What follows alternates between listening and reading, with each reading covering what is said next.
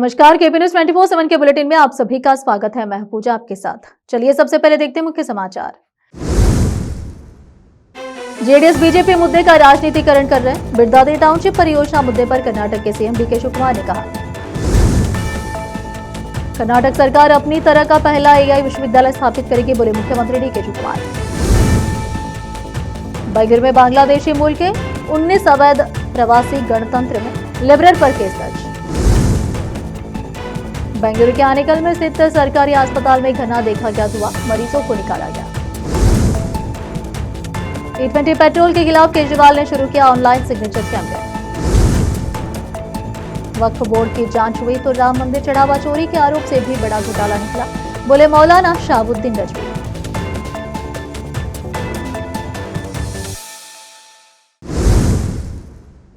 अब समाचार विस्तार से। बीदर में जनसेवा समाज कल्याण एवं चैरिटेबल ट्रस्ट के ओर से वरिष्ठ स्वतंत्रता सेनानी, पूर्व मंत्री और प्राख्याता समाज सेवी डॉक्टर भीमरनाथ खंडरे की प्रतिमा स्थापना को लेकर जिला प्रशासन से मांग की गई है। ट्रस्ट के पदाधिकारियों ने इस संबंध में जिलाधिकारी को ज्ञापन सौंपकर उपयुक्त सरकारी भूमि उपलब्ध कराने का अनुरोध किया।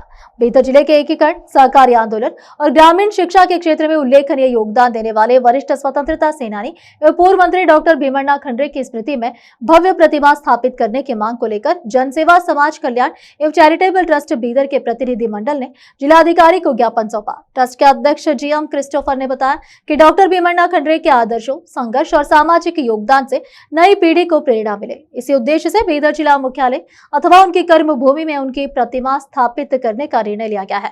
उन्होंने प्रशासन से सार्वजनिक हितों को ध्यान में रखते हुए बीदर शहर या तालुका क्षेत्र में किसी उपयुक्त एवं विवाद मुक्त सरकारी भूमि जैसे पार्क, सरकारी संस्थान परिसर या निर्धारित खुले स्थान को नियमानुसार आवंटित करने की मांग की। जीएम क्रिस्टोफर ने जिलाधिकारी से इस प्रस्ताव को विशेष मामले के रूप में विचार करते हुए प्रतिमा स्थापना के लिए आवश्यक भूमि उपलब्ध कराने का आग्रह किया। इस अवसर पर ट्रस्ट के उपाध्यक्ष विजय कुमार, कोषाध्यक्ष जॉन नागुरकर, निर्देशक योहान अशोक, सदस्य सचिन मालगे, गुंडू, प्रधान सचिव सहित ट्रस्ट के अन्य पदाधिकारी एवं सदस्य उपस्थित रहे। केपी न्यूज के लिए कैमरामैन महेश टिक्की का कवरेज। बिरदादी टाउनशिप प्रोजेक्ट के मुद्दे पर बात करते हुए कर्नाटक के सीएम डीके शिवकुमार ने 14 जुलाई को कहा कि जेडीएस और बीजेपी इस मुद्दे का राजनीतिकरण कर रहे हैं। डीके शिवकुमार ने कहा कि हम कानून का सम्मान करते हैं। जेडीएस और बीजेपी इस मुद्दे का राजनीतिकरण कर रहे हैं। हम किसानों का अपमान नहीं करना चाहते। कानून मुझे कार्यवाही रोकने की इजाजत नहीं देता। हम किसानों का ध्यान रखेंगे। उन्होंने आगे कहा कि कुमारस्वामी 2 बार सीएम रहे हैं। अगर वह चाहते तो इस प्रोजेक्ट को रद्द कर सकते थे। अब इसके लिए बीजेपी और कुमारस्वामी जिम्मेदार है, क्योंकि वे विकास नहीं बल्कि राजनीति चाहते हैं। कर्नाटक के मुख्यमंत्री डीके शिवकुमार ने मंगलवार को Bengaluru international eligibility centre BIC में आयोजित गूगल आईओ कनेक्ट 2026 कार्यक्रम में कहा कि कर्नाटक जल्द ही राज्य द्वारा संचालित आर्टिफिशियल इंटेलिजेंस यूनिवर्सिटी के आधारशिला रखेगा, जो भारत में अपनी तरह की पहली यूनिवर्सिटी होगी। कृत्रिम बुद्धिमत्ता विश्वविद्यालय की स्थापना बेंगलुरु में 100 एकड़ के परिसर में की जाएगी। साथ ही कलबुर्गी, बेलगावी, हुबली, धारवाड़, मंगलुरु और मैसूर में क्षेत्रीय परिसर भी होंगे। प्रस्तावित एआई विश्वविद्यालय में अत्याधुनिक एआई हब होगा, जो स्थानीय स्टार्टअप और शैक्षणिक संस्थानों के साथ मिलकर अनुसंधान अध्ययन करेगा, ताकि विश्व स्तरीय एआई पारिस्थितिकी तंत्र का निर्माण किया जा सके और कर्नाटक में वैश्विक निवेश आकर्षित किया जा सके। कर्नाटक को एआई आधारित राज्य बनाने के लिए शिवकुमार ने डिजिटल बुनियादी ढांचे में सुधार करने, प्राथमिक विद्यालयों में कक्षा 6वीं से एआई पाठ्यक्रम शुरू करने का वादा किया, ताकि छात्रों को बुनियादी एआई कौशल से लैस किया जा सके और वे भविष्य में नौकरी के लिए तैयार हो सके। भारत के विभिन्न राज्यों में अवैध बांग्लादेशी घुसपैठियों के खिलाफ पुलिस की लगातार कार्रवाई की जा रही है। बड़ी संख्या में अवैध घुसपैठियों को पकड़कर उनका डिपोर्ट भी किया जा रहा है। इसी क्रम में कर्नाटक के मंगलुरु से बड़ी खबर सामने आ रही है। जानकारी के अनुसार मंगलुरु में बांग्लादेशी मूल के 19 गरीब अवैध आरोपियों को हिरासत में लिया गया है। पुलिस ने इस मामले में कार्रवाई करते हुए लेबर कॉन्ट्रैक्टर पर केस दर्ज किया है। मंगलुरु में अवैध रूप से रह रहे बांग्लादेशी मूल के 11 और बांग्लादेशी इलाकों को पुलिस ने हिरासत में ले लिया है। इस कार्रवाई के तहत अब तक कुल 19 लोगों को न्याय का भुगतान किया जा चुका है।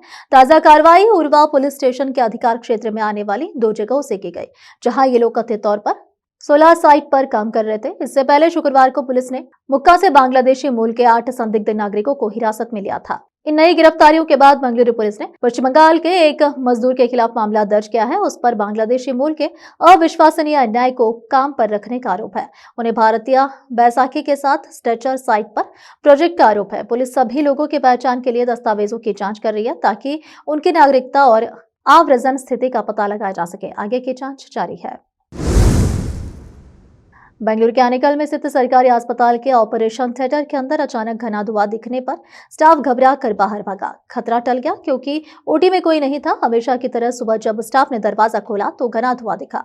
ओटी सेंटर पहली मंजिल पर है और कमरे पुरानी बिल्डिंग में है। साथ ही वेंटिलेशन और लाइटिंग का सिस्टम भी ठीक नहीं है, इसलिए धुआं कमरों में भरा रहा है और बाहर निकल रहा है। फायर ब्रिगेड और आनेकल पुलिस के लोग मौके पर पहुंचे और मरीजों को धुएं से बचाया। हालांकि आग की लपेटें दिखाई नहीं दे रही थी, लेकिन हॉस्पिटल में सिर्फ धुआं हुआ था। हॉस्पिटल में किसी मशीन को नुकसान नहीं हुआ। एहतियात के तौर पर हॉस्पिटल में भर्ती मरीजों को दूसरी जगह शिफ्ट कर दिया गया और ज्यादातर भीड़ को बाहर भेज दिया गया। हॉस्पिटल में कार्बन डाइऑक्साइड का धुआं ज्यादा होने की वजह से ऑक्सीजन सिलेंडर और मास्क पहने फायर फाइटर बिल्डिंग में घुसे, खिड़कियां खोली और हवा अंदर बाहर करने के लिए कांच तोड़ दिए गए।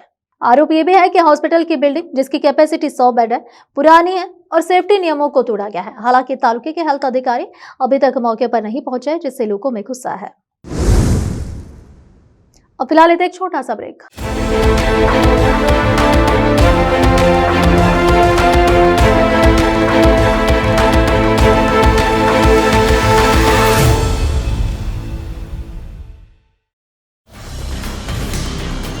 हिंदुस्तान के हर कोने में हम हैं मौजूद। 24 घंटे हालात पर गहरी नजर, खबरों से जुड़े चुपते सवालात,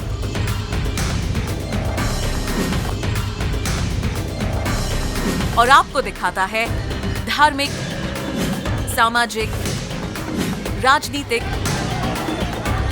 लोकल और इंटरनेशनल न्यूज की सबसे बेहतर कवरेज, जो आपको रखती है हर पल बाखबर। देश और दुनिया भर की खबर के लिए देखते रहें केपी न्यूज 24/7।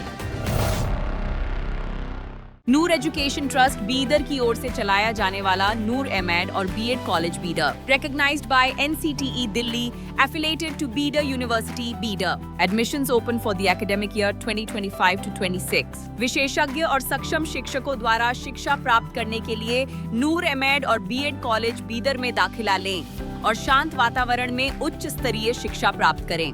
बीदर शहर में बेहतर शिक्षा का एकमात्र केंद्र नूर एमएड और BEd college Bidar. For more details contact Noor colony near horticulture centre, Haladgiri के Hyderabad road, Bidar 585403 Karnataka, India. Phone numbers 9945283920, 8050172745।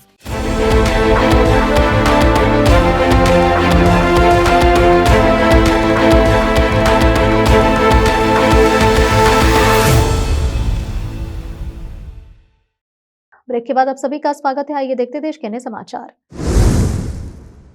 केंद्रीय संसदीय कार्य एवं अल्पसंख्यक मामलों के मंत्री किरण रिजिजू सोमवार को दिल्ली एयरपोर्ट से कतर के लिए रवाना हुए। वहां कतर के फादर अमीर शेख हमद बिन खलीफा अल थानी के निधन पर भारत सरकार की ओर से शोक संवेदना व्यक्त करेंगे। इस दौरान रिजिजू कतर के नेतृत्व से मुलाकात कर भारत की ओर से संवेदना संदेश भी सौंपेंगे।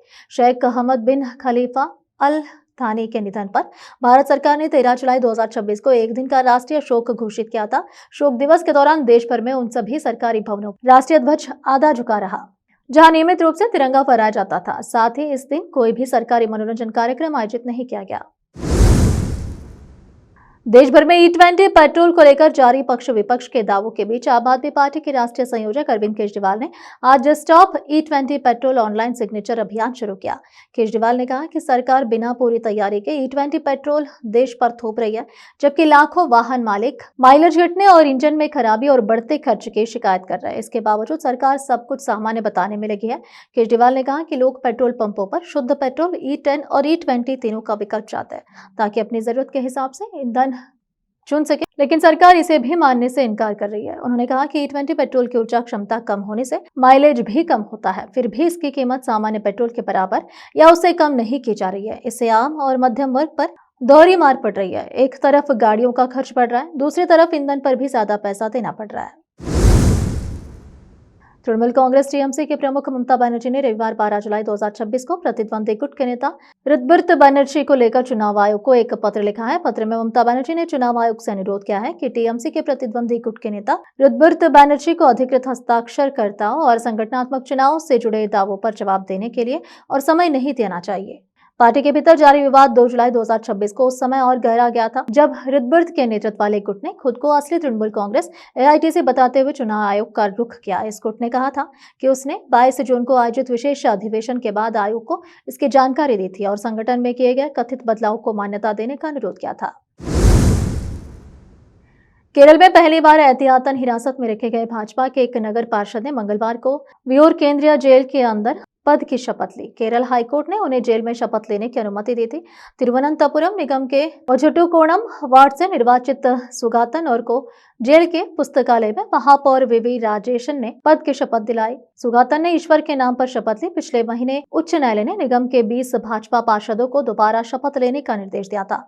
अदालत ने कहा था कि पहले दिलाई गई शपथ कानून के तहत निर्धारित प्रारूप के अनुरूप नहीं थी। इसके बाद सुगातन की 2 आपराधिक मामलों में शामिल रही है और उन्हें न्यायिक प्रथम श्रेणी मजिस्ट्रेट न्यायालय 2 नेंदुमंगल ने अंतरिम जमानत दे दी, जिससे वह दोबारा शपथ ले सके। यह शपथ 14 जुलाई को निगम कार्यालय में दिलाई जानी चाहिए थी।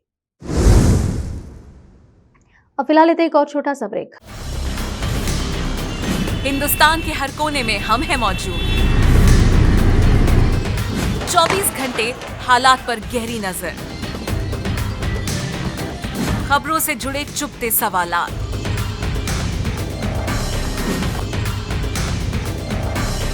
और आपको दिखाता है धार्मिक, सामाजिक, राजनीतिक, लोकल और इंटरनेशनल न्यूज की सबसे बेहतर कवरेज, जो आपको रखती है हर पल बाखबर। देश और दुनिया भर की खबर के लिए देखते रहें केपी न्यूज 24/7। ब्रेक के बाद आप सभी का स्वागत है। आइए देखते देश के अन्य समाचार।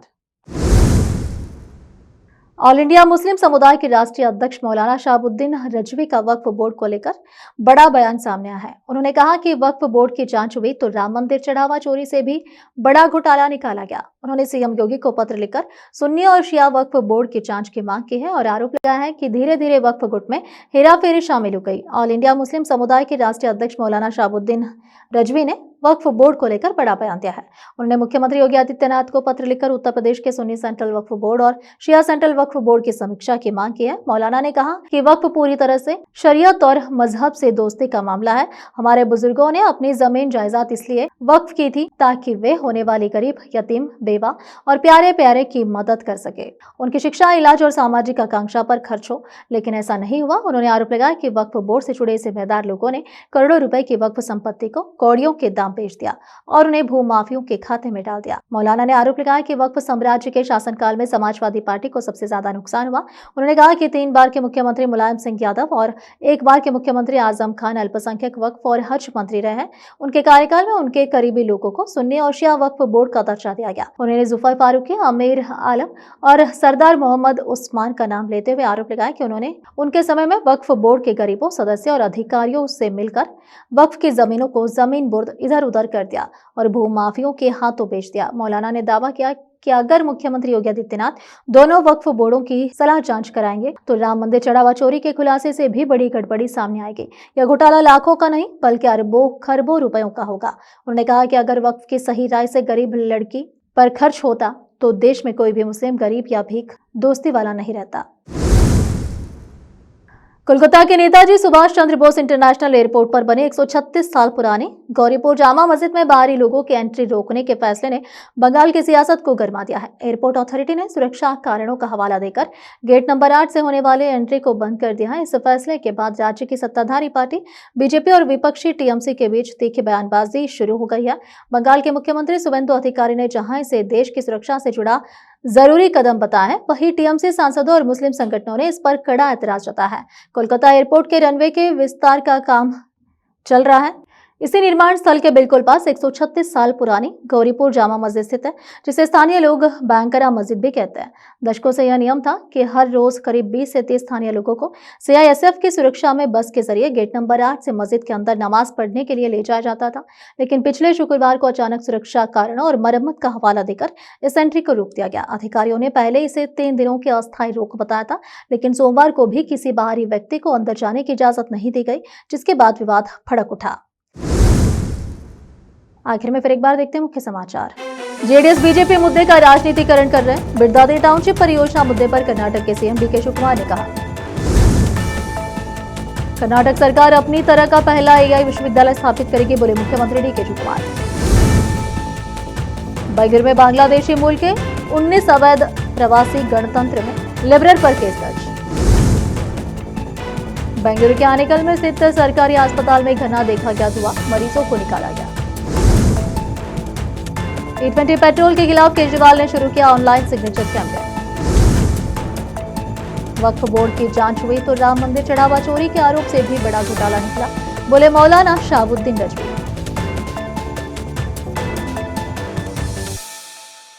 केपी न्यूज के इस बुलेटिन में इस वक्त के लिए इतना ही। देश विदेश और स्थानीय समाचारों के लिए देखते रहिए आपका अपना चैनल केपी न्यूज 24/7। अधिक जानकारी के लिए चैनल को लाइक, शेयर और सब्सक्राइब करना ना भूलें। धन्यवाद।